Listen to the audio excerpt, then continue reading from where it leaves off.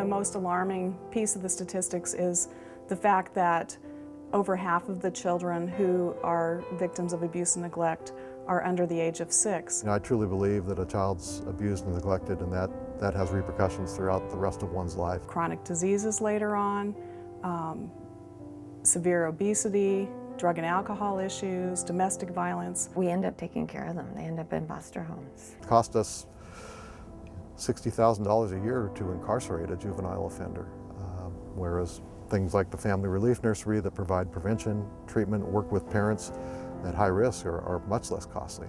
Our goal is to come alongside with families and to help them address problems, to help them build support, to help them build the tools and use the tools that allow them to be more effective parents.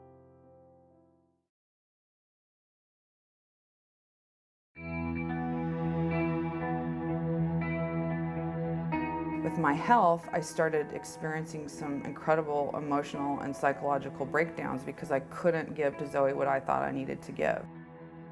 My entire day and Zoe's entire day is based on my fatigue level. And anything that I do, the way I look at it, is a unit of energy. And if I don't manage that energy, I will be basically flat in bed for 2 weeks, a month. And being a single mom and being the sole provider and the support network not being what I thought it would be, it put an emotional strain and a toll on me that I couldn't handle. I can't even tell you literally the relief that it gave me, knowing that for 2 days a week for 3 hours, I could have a break. It's always fun to see them come back into the room because it's like this joy of seeing their child. It's only this stress, this child, this being that was such a stressor in their life is suddenly back to being the joyful thing because they've missed them for 3 hours. Zoe had a place where she could be safe and she could explore her world, and I could have the rest that I needed to get my balance back. This physical place where people can come to obtain resources, whether that's the parents to get information to be a better parent, or it's the infant in the room getting more love. And then we try to get beyond that and get into, okay, so what are your personal goals? Do you want to go back to school? Do you want to get a job? And I would say that this is probably the place that turned it all around for me, because it gave me the time to rest and really think about how do I become a parent and how do I do it in a way that contributes to, a bright, sensitive, caring, loving child.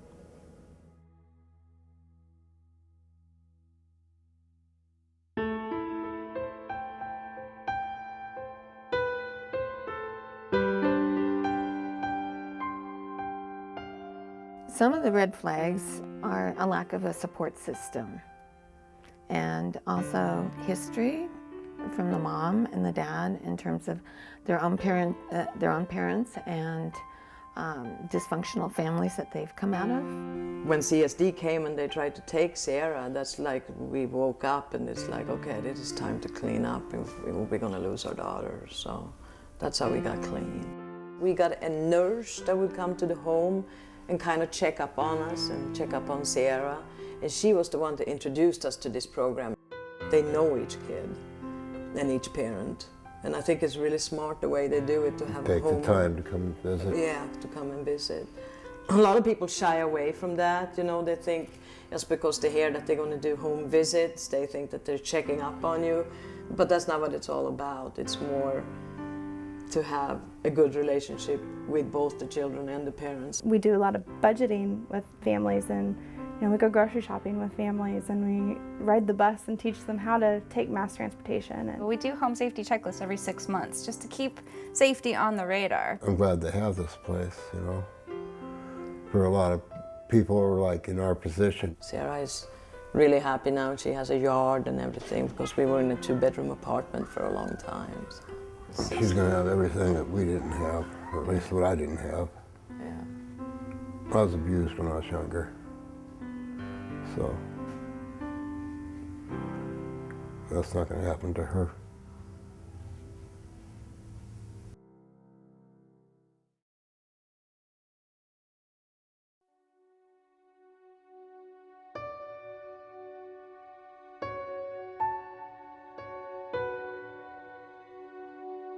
it starts off as a fever, a high fever over 106, 107 degrees, and she's just flaming, just burning hot.